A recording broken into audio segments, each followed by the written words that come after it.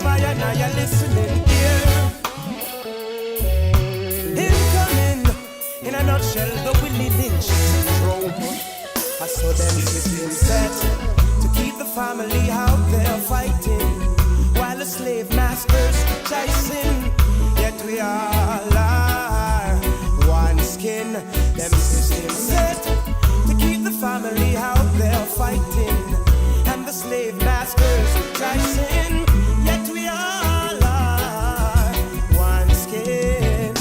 Hey, out in the streets, you them hustling and food feed, and Babylon control them thinking, put one against another and sharpen them teeth. It makes no sense.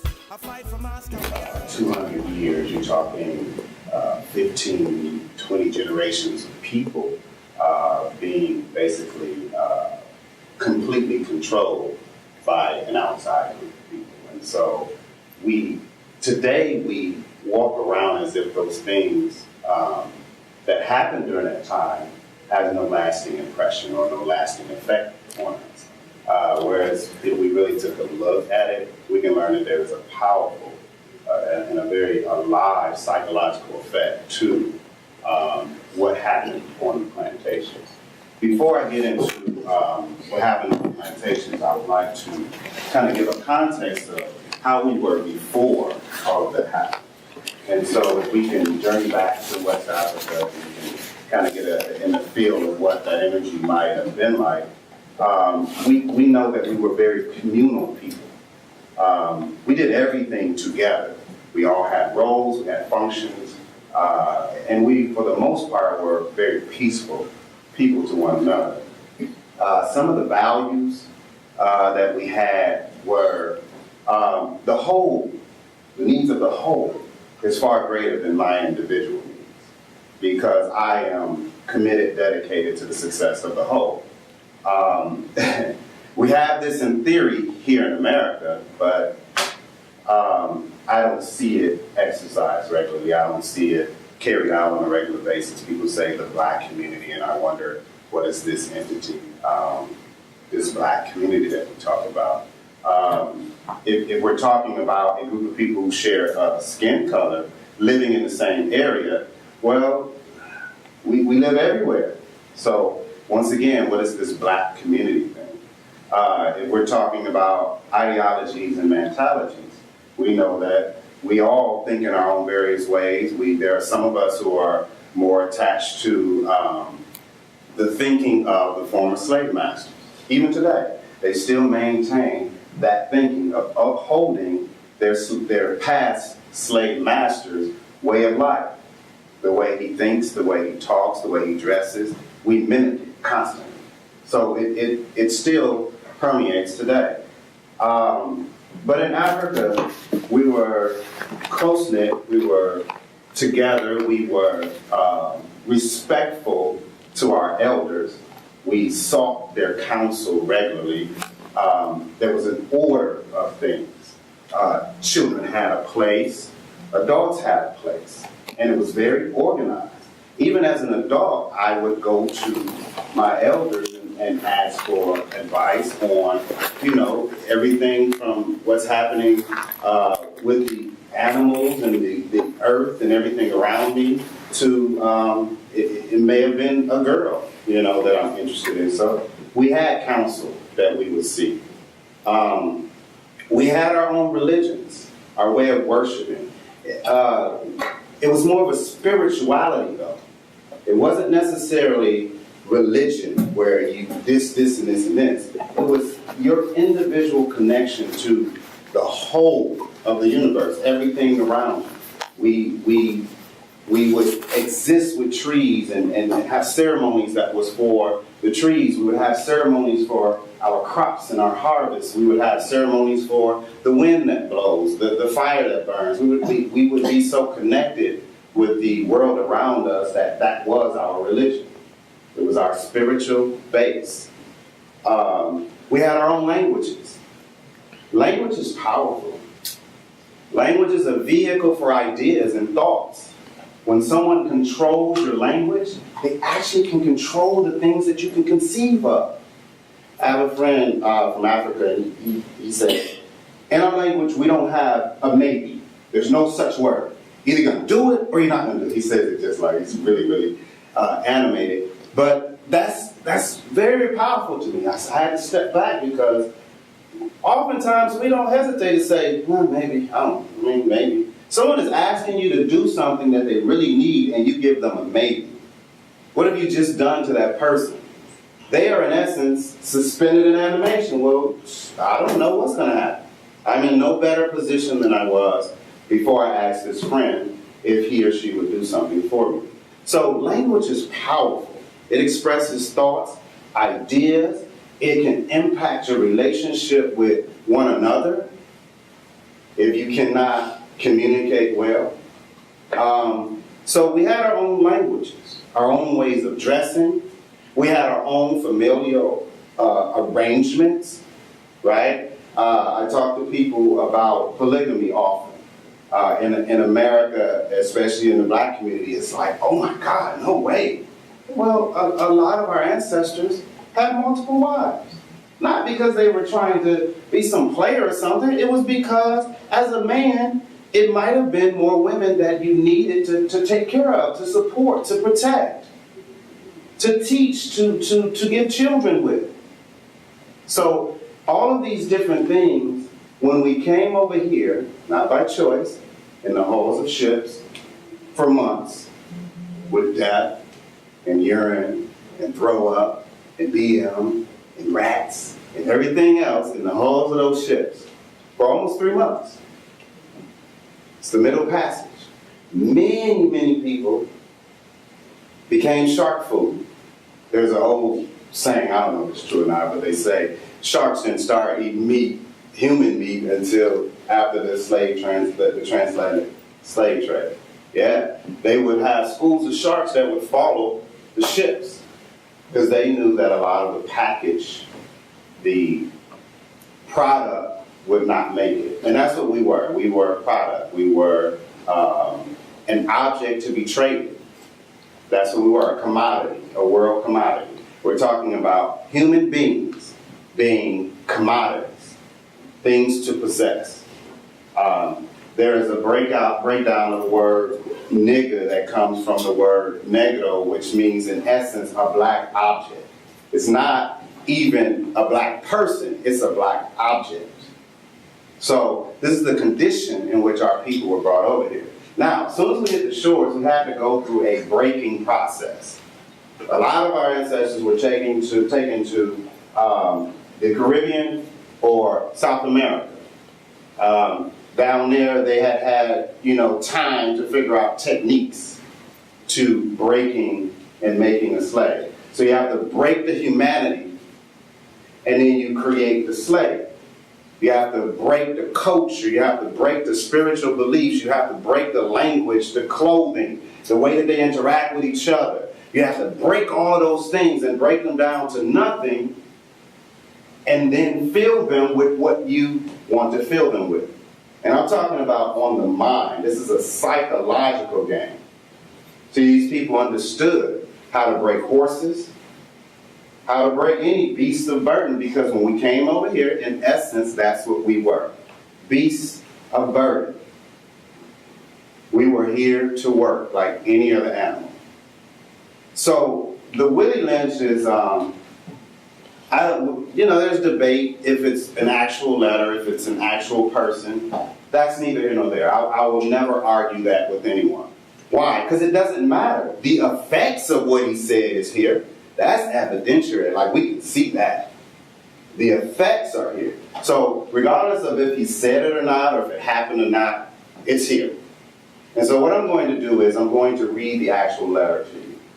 And as I read, we'll stop and we'll kind of look at some things, because I want it to be more of a discussion piece. I don't like to just lecture. I think people should have an opportunity. We can sit and chat. That's where our growth will come from. You have things to offer. You have things to offer. And I just want to grow. So let's try to build together if we can. All right, so I'm going to read the Willie Lynch letter. And so as a setup for a background, they are in essence on the the banks of Virginia. So if you can imagine a group of white slave owners, they're usually there to trade. They would go to auctions, and of course, our people would be up on stage as a display. Most of them nude or semi-nude. They're checking teeth, they're checking, strong shoulders, strong back, so they can figure out how much this one should cost. Because remember, we're just a commodity. We came here as commodity to be controlled and to profit off of. And so in this town, if you can imagine, there's the river, and they're kind of lined up, and the slaves are being auctioned off. And there's a man, his name is Willie Lynch, and he's from the Caribbean. And he has, he'll explain how he has a little sugar cane plantation and what he does to keep his, niggers in order. And he's kind of selling it. So this was a profit for him. He would go around and sell the blueprint to how do you make a slave? How do you go about this process? And so as I read it, you can kind of hear some of his intention. All right. So this speech was said to have been delivered by Willie Lynch on the bank of the James River in the colony of Virginia in 1712. Lynch was a British slave owner in the West Indies. He was invited to the colony of Virginia in 1712 to teach his methods to slave owners there. And this is the actual speech. Greetings. Gentlemen, I greet you here on the bank of the James River in the year of our Lord, 1712. I, first of all, shall thank you, the gentlemen of the colony of Virginia, for bringing me here. I am here to help you solve some of your problems with slaves. Your invitation reached me on my modest plantation in the West Indies, where I have experimented with some of the newest and still oldest methods for control of slaves. Ancient Rome would envy us if my program is implemented. As our boat sails south on the James River, named for our illustrious king, whose version of the Bible we cherish, I saw enough to know that your problem is not unique. While Rome used cords of wood as crosses for standing human bodies along its highways in great numbers, you are here using the tree and rope on occasion. I caught the whiff of a dead slave hanging from a tree a couple of miles back. You are not only losing valuable stock by hangings, you are having uprisings, slaves are running away, your crops are sometimes left in the field too long for maximum profit, you suffer occasional fires, your animals are killed. Gentlemen, you know what your problems are. I do not need to elaborate. I am not here to enumerate your problems. I am here to introduce you to a method of solving them.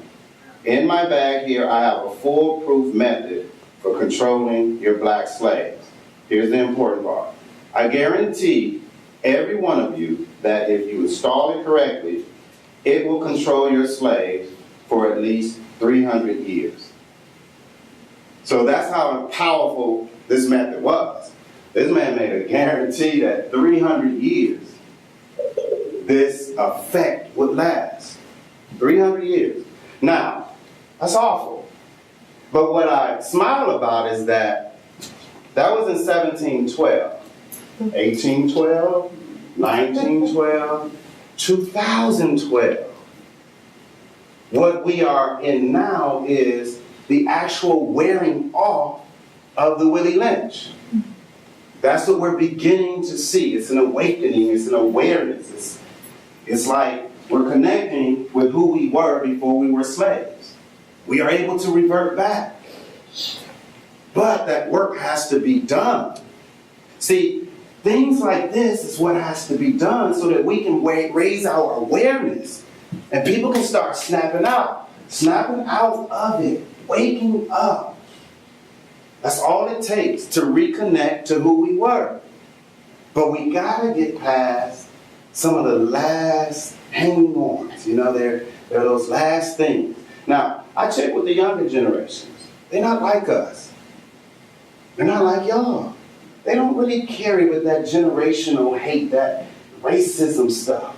My young brother Chris, he's my mentee, my protege. My other brother, young brother, King over there, they're young men.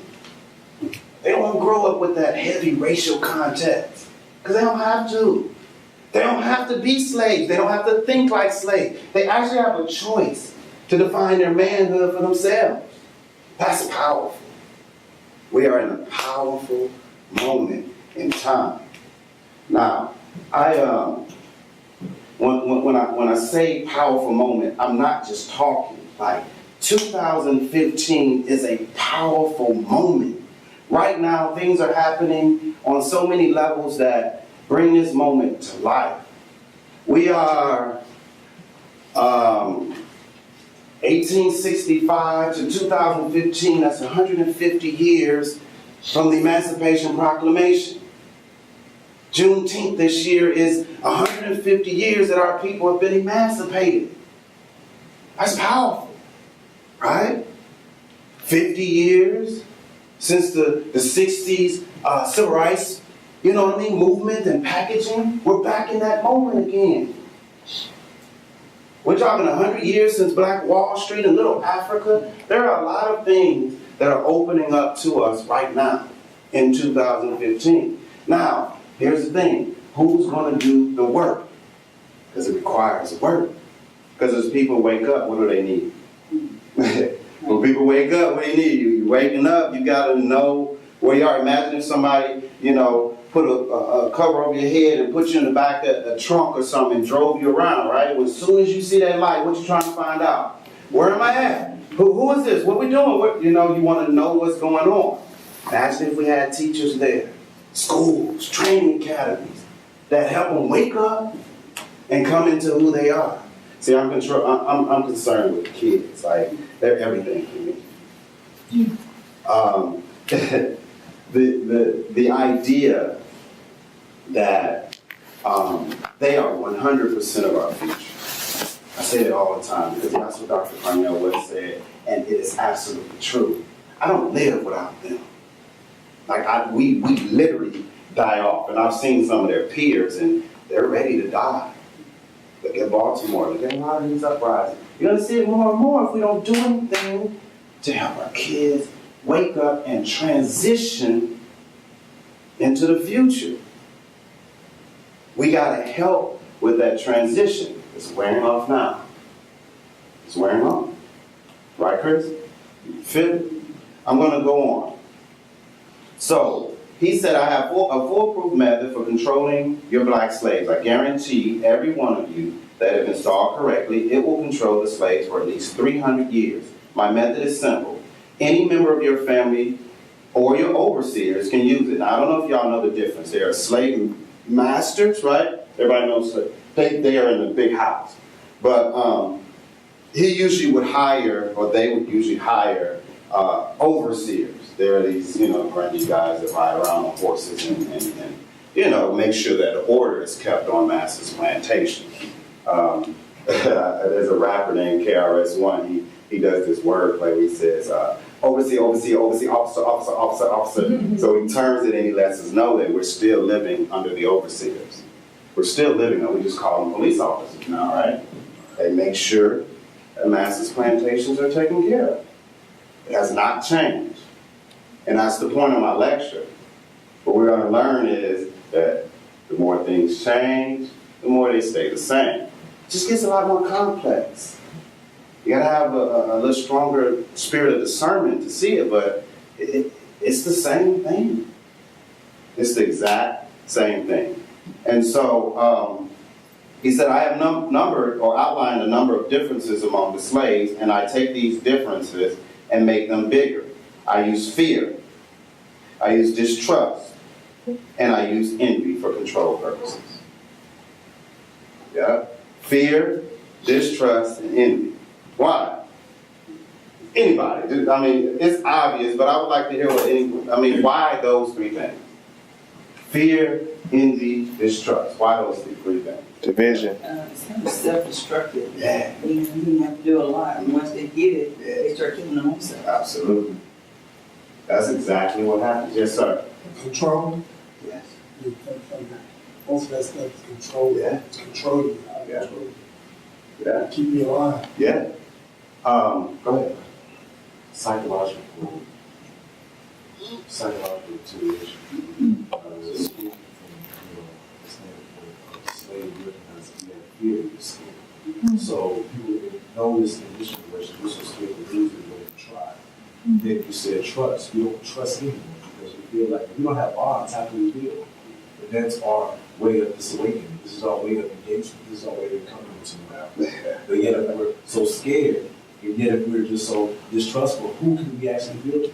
It's like you give me a pile of wood that I've never seen in my life before, so I'm hesitant to take it. Knowing they were trying to build a house. So I said, I'm impressed, man. I don't know about y'all.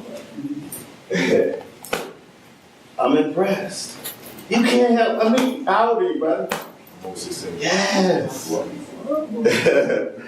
See what I'm talking? It's man, I cry because I teach children, and I see the worst. I'm the worst.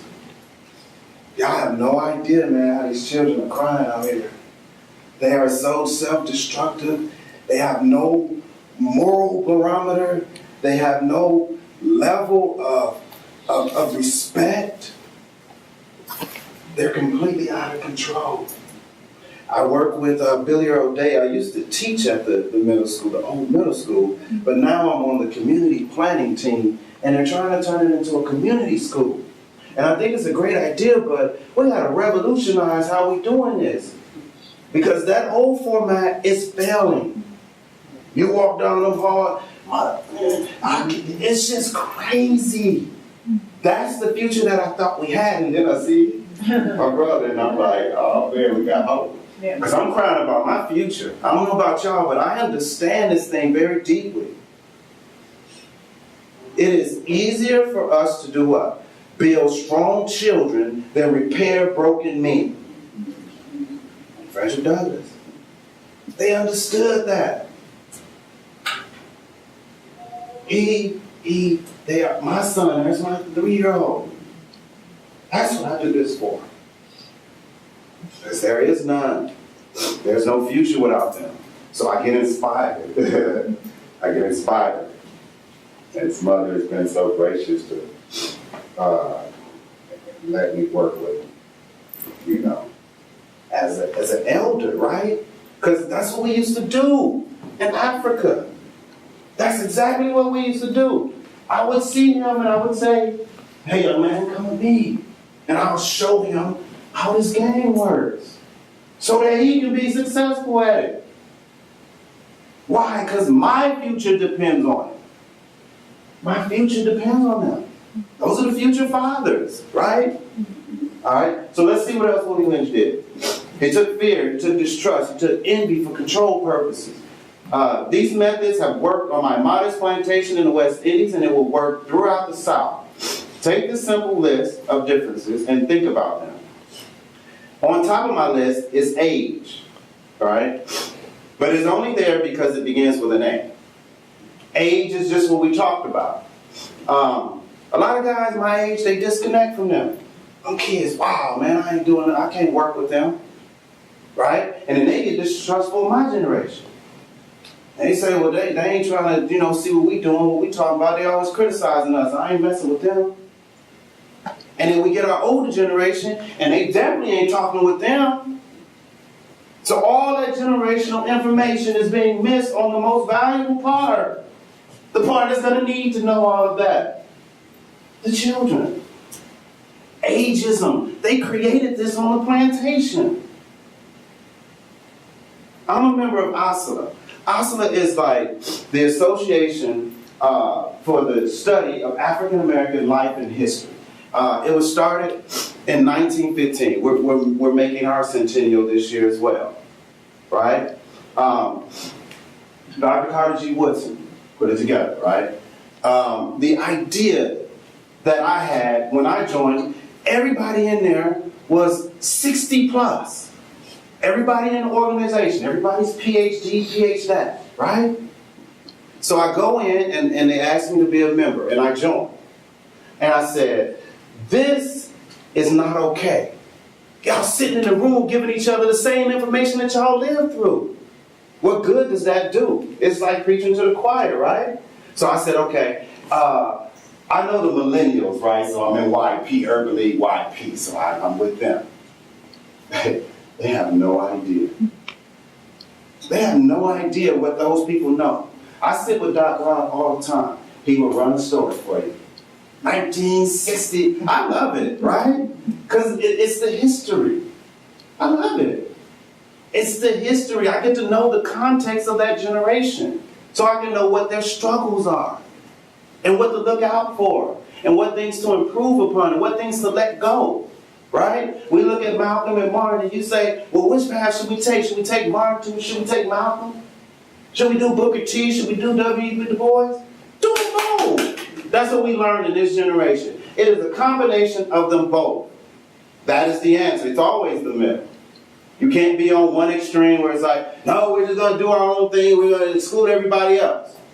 And you can't be so given that you want to fully integrate into something that's not set up for your benefit.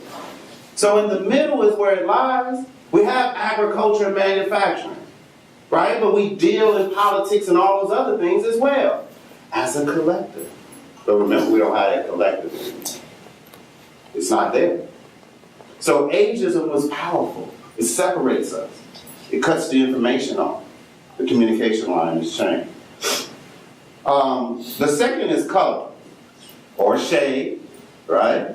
That's a big one. That's deal. Raise your hand if you know what that is, right? Who can explain what that is? Anybody? I think like there's some of your paradoxes. You can talk about racism and you can talk about racism in your own set. If you even perpetuate worse within your own set, you can never even come together. You won't have no connectivism. Absolutely. Because it's already divide and conquer. Or spirit of this group, will do better. You can't even get to a point where you work. Absolutely. Absolutely. It's just another division tool, right? To separate us up, right? The art of war, right? If you know anything about war strategy, right? What is the key attack, Chris? If I'm battling with another army, what is my attack? What should I do? How? What's the best way to destroy it? What do you do with their mind? Divide them up, right? You divide them up in their minds. You make them think that they are different in their minds, right? So my sister, Miss Torres, right, can't get along with, let's say, my sister Queen because they're not the same shade of black. And this was serious, right? This was a good job, a good mind job for us, right? So they get to stay in the house, the lighter skin. They get to sleep in the bed, eat some of the good food in the house, the big white house. And you got your field niggas over here, right? That's what they were called, right? The darker skin, most time we dark because we're out in the sun all day, right? Getting black because we working for nothing. But what happens is, it makes me, as a field nigga, feel jealous of the house niggas, right? I'm the field nigga. I gotta be out here in this heat. They the house niggas, they get to stay in a cool fan. It still exists today. It plays out in everything. And our sisters take it the hardest. Right? You have you're growing up with so many complexes because your skin is brown or too brown. Right? Hair too. Hair too, right? So that goes with it because normally, okay, so let's state the obvious. How do these light-skinned people get developed? Rape. Right. Usually some kind of rape with the white owners, right? So they become mixed kids. They're actually his descendants. So they get to stay close to him. I mean, not like they're equal, but they're better than the field niggas, right? Because that's none of my bloodline. Right? That's how the division happened. And that's how we know how the division plays out today. It's still here. It's wearing off though. Right? The kids don't get into all of that anymore. They when they reach a certain age, it's like, what, girls are girls, right, Chris? But, so the second is color. Then there's intelligence, So we're going to rank them by what we consider intelligence, all right? Size, right? The bigger, of course, you can get more money for, so you're going to take special care of them.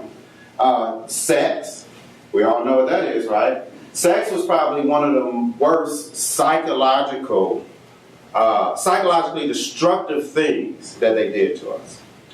And when I'm talking about sex, I'm talking about the actual way in which all of that carried itself out.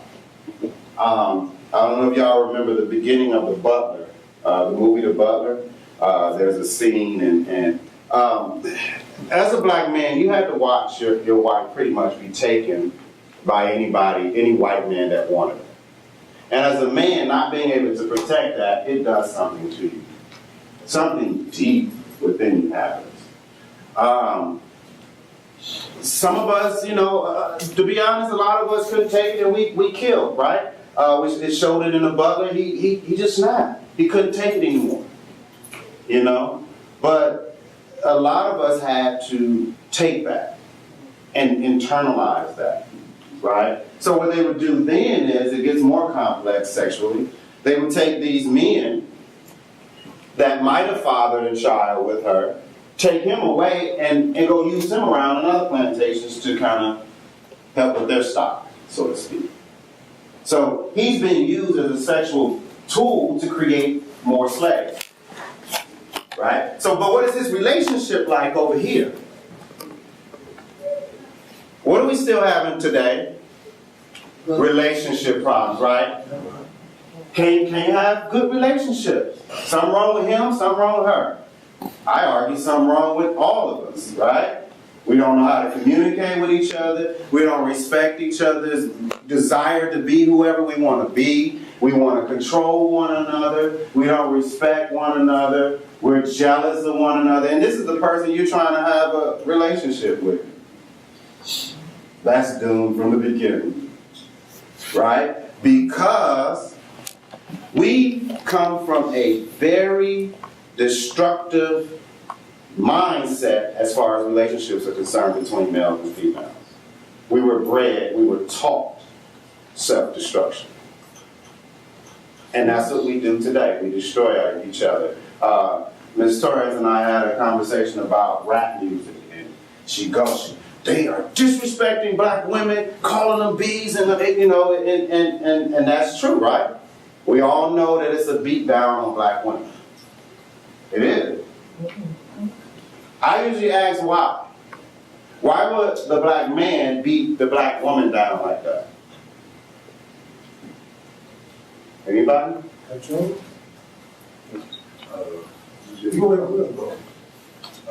you have to understand, it's a set, you understand who's popping off. Okay. I couldn't clarify you as a black man if you disregard the same thing in nature. The black woman made sense that she was the start of civilization. So if you were able just to break her down like that, or call her out of the side of the pain, you would have stayed close to your roots. And at the same time, you let the enemy and the mafia by selling out.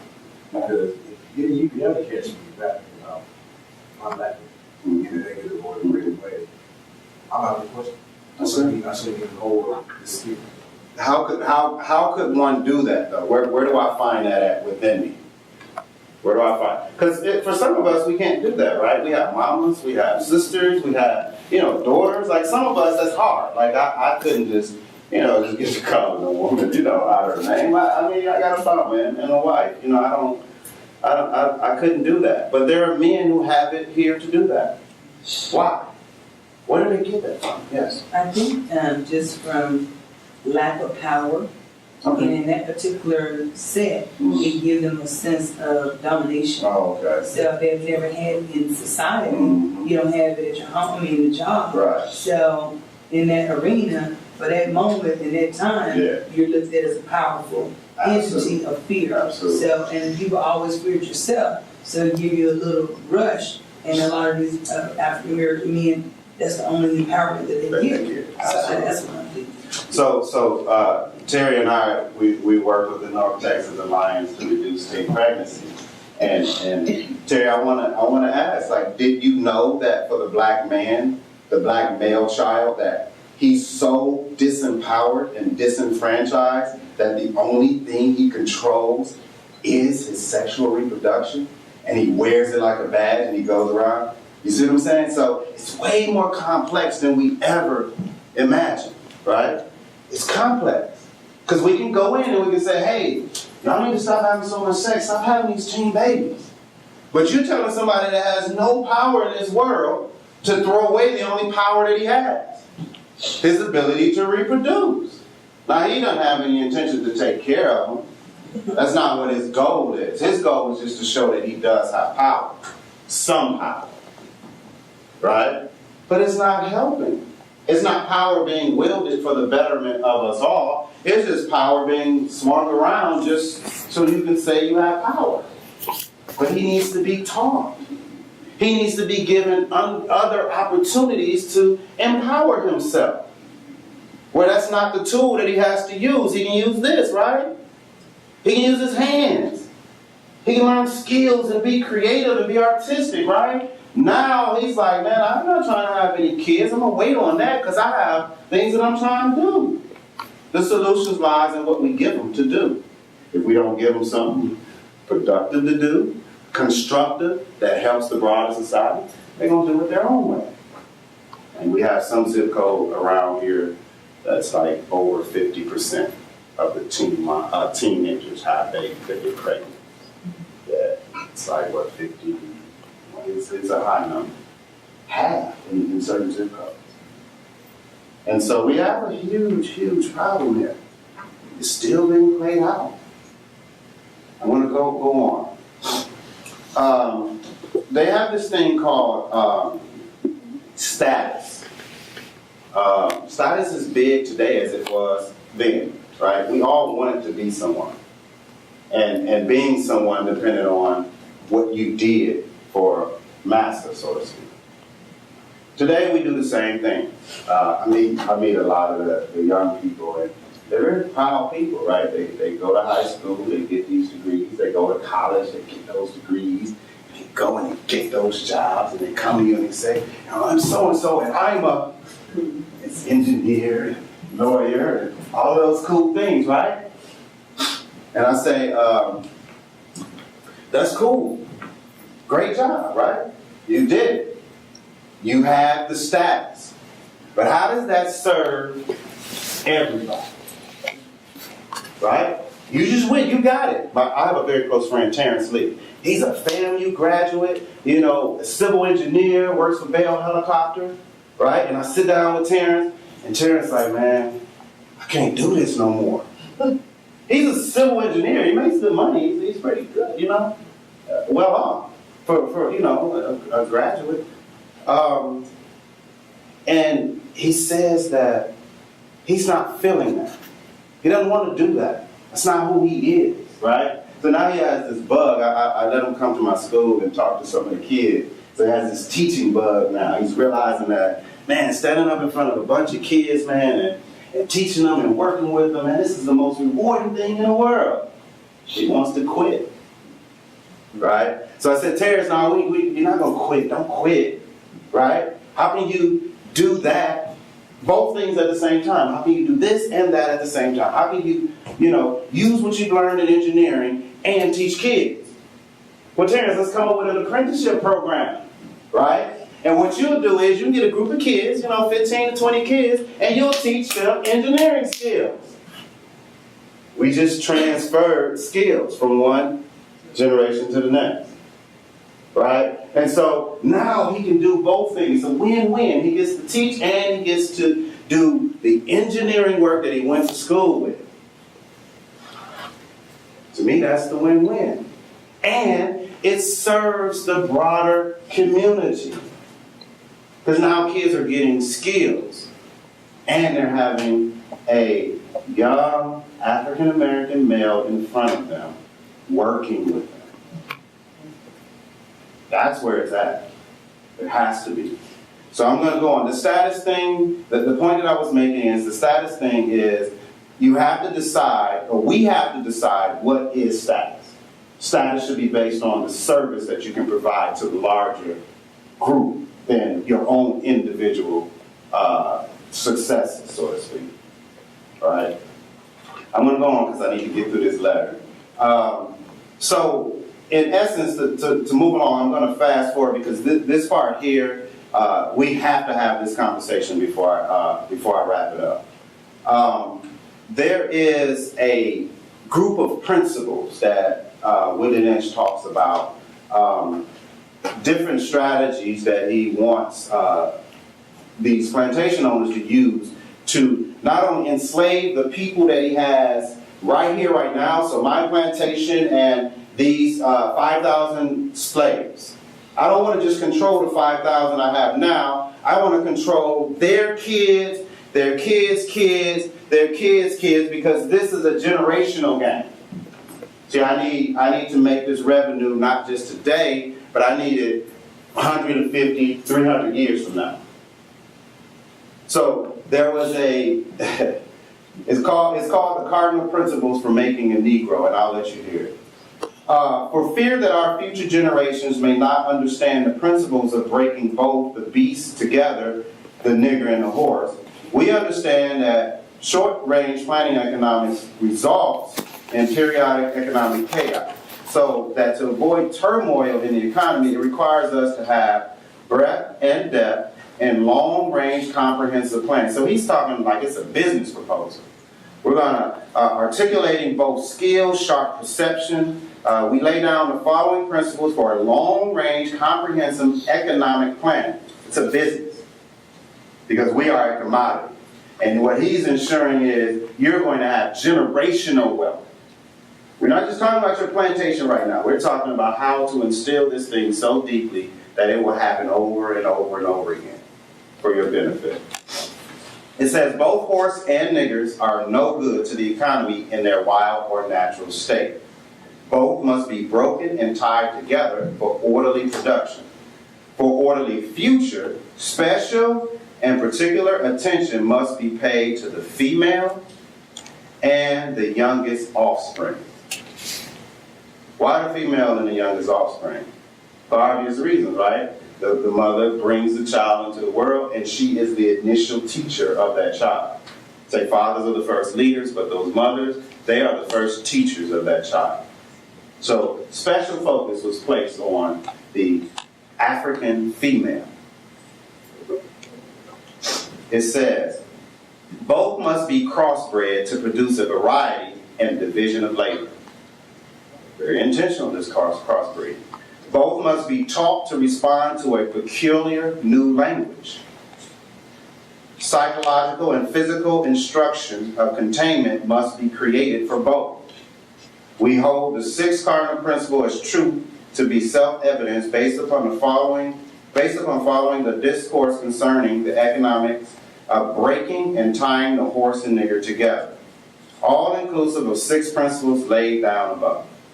Okay? So, in essence, it was an attack on the female. It was the attack on the female. They attacked the female because they knew that the female would teach the child, the male child in particular, to be a certain type of male child.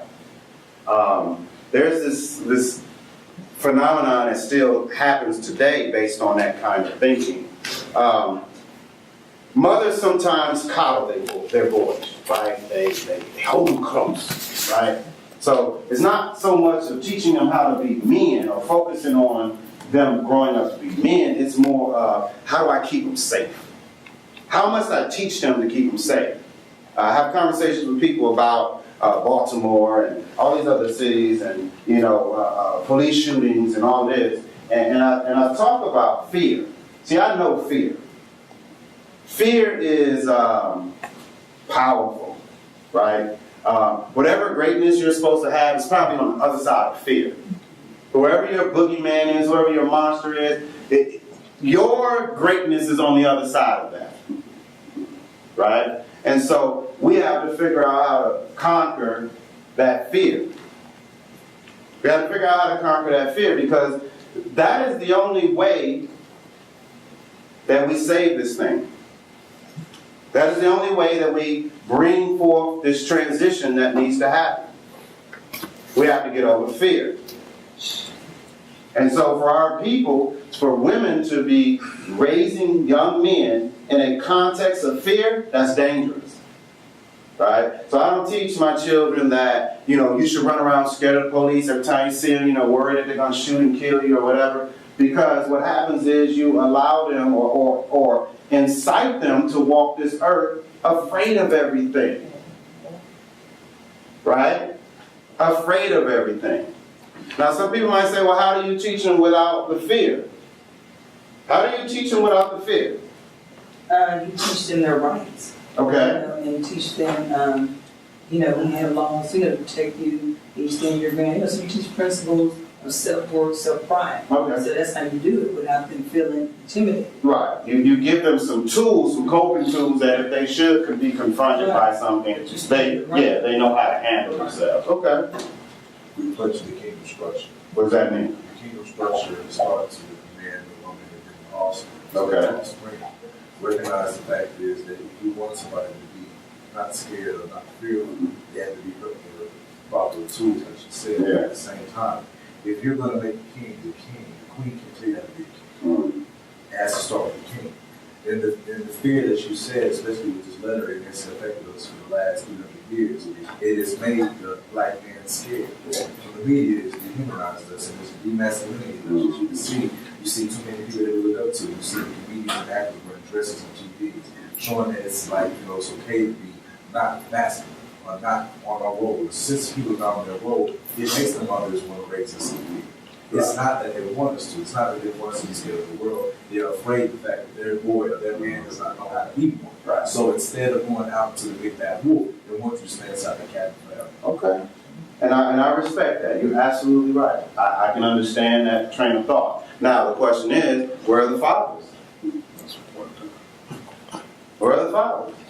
Right? So we have that issue, right? We have an issue, and this is not new. This used to happen on the plantation. There were always women raising the children. Why? Because the men did not have any means of raising the children. There was no means. He himself was owned. He couldn't provide for her. Master provided everything for her. I saw a picture that broke my heart, but it was powerful in the sense that it spoke so deeply. There was there were these two, this black man and this black woman, and the black man was on his knees in front of her. And he was apologizing to her for not protecting her, right? And she looked down at him, and she said, I forgive you, right? And so it was powerful to me because we were taken out of the position of fatherhood and of manhood. And we were put into a position where we were being controlled by another man. And not only did he control us, but he controlled our women. And what does that do to us? It emasculates us, right? It makes us feel disempowered. It makes us feel weak. It makes us feel less than. We still run around with those same psychologies. We still run around. I promise you today, most black men out here are scared. They're scared to be in a relationship. They're scared to have a conversation. They're scared to read a book. They're scared to live their dreams. They're scared to get a mentee. They're scared to lose their jobs. They're just scared of everything. It blows my heart. I don't understand how we can be men and we don't have no little kids or young people that we got around us just being in the essence of who we are as men.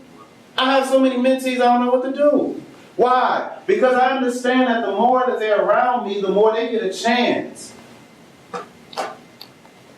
The more men that are around a child, the more they get a chance. When I grew up, I remember a brief period of time. I was born in 75. We had a brief period of time where we had uncles, we had fathers, we had granddaddies. We had all of these men, we had friends of the family, all of these men who were basically responsible for helping raise us, giving us some kind of guidance, some if it was just a smack in the head for throwing rocks. It was something. We don't have that anymore.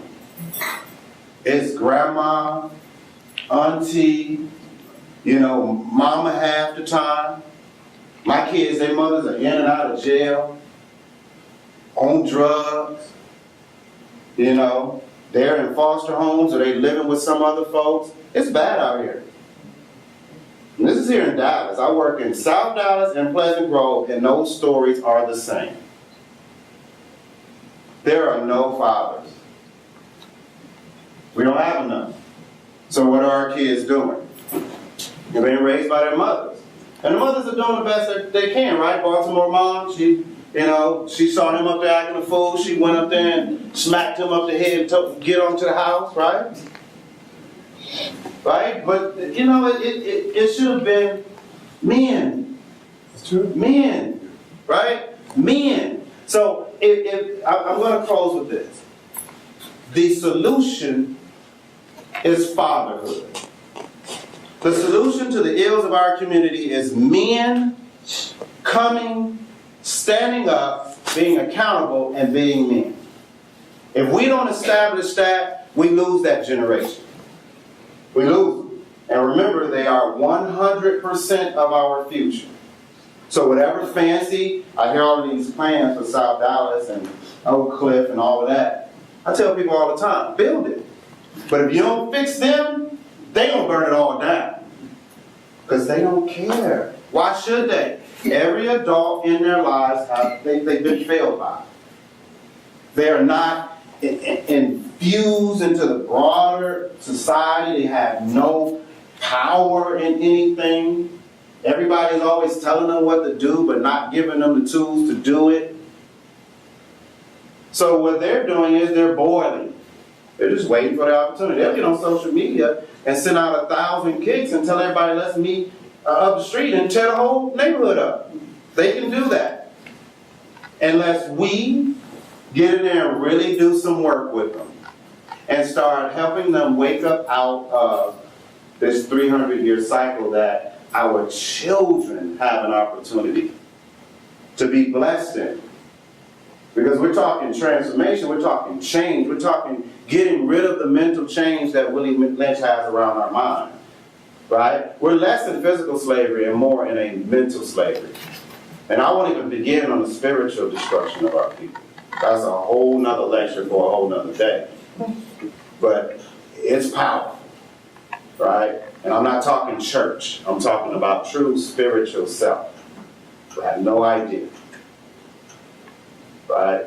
So, I appreciate everything. Do we have any questions? I do want us to open this up if we can. Anything on your mind, on your heart, any clarity? I'm here to learn as well. I just wanted us to understand kind of where a lot of our present day struggles originate. And just give some suggestions, some ideas as to what we can do to kind of wake ourselves up and help this transition for our next generation. So anything from anybody? Don't be shy. Go ahead. Them can't stop my progression, man. Got too much ambition. Because me see no evil, me hear no evil, me not take no talk from no one. Them can't stop my progression, man. Got too much ambition. Because me see no evil, me hear no